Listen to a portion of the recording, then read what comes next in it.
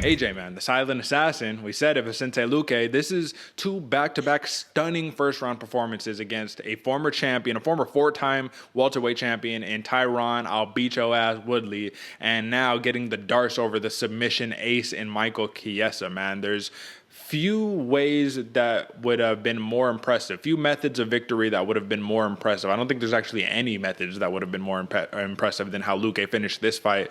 But do you think that the downfall of Michael Chiesa for this matchup was an overestimation of his grappling abilities or an underestimation of Vicente Luque's grappling abilities? What do you think?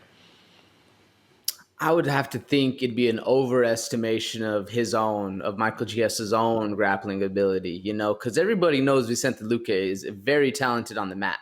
So you can't really underestimate him. Maybe you can. Maybe you can underestimate him, but you think, Vicente Luque coming back. For some reason, I thought he was a Brazilian, and because in my mind, I could see his American flag underneath his thing. But in my mind, man, he has those same chops. You know what I'm saying? Those same chops, the dude coming right out of the hood, right out of the slums, the favelas of Brazil.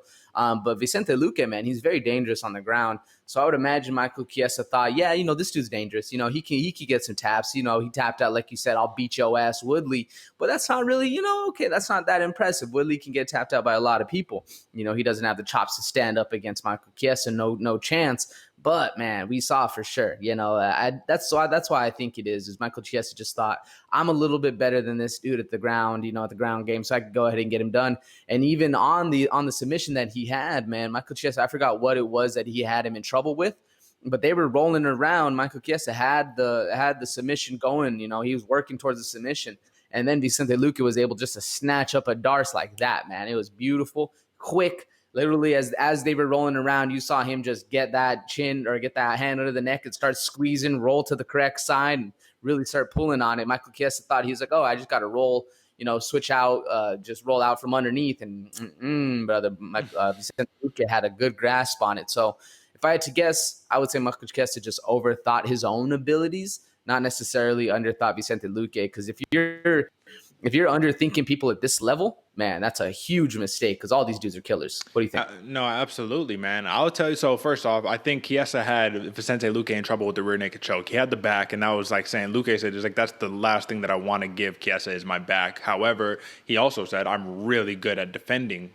back attacks. So I think he had the rear naked choke locked in. He was able to grab an arm, maybe 2-on-1 or whatever the case. Next thing you know, he even said it. He was all like, man, once I get into that position, that Darce, that's my go-to. I go to that all the time. So it reminded me a little bit of Matouj Gamro, word on the street. I wasn't pronouncing that right. So, Matouj, our guy over there, right?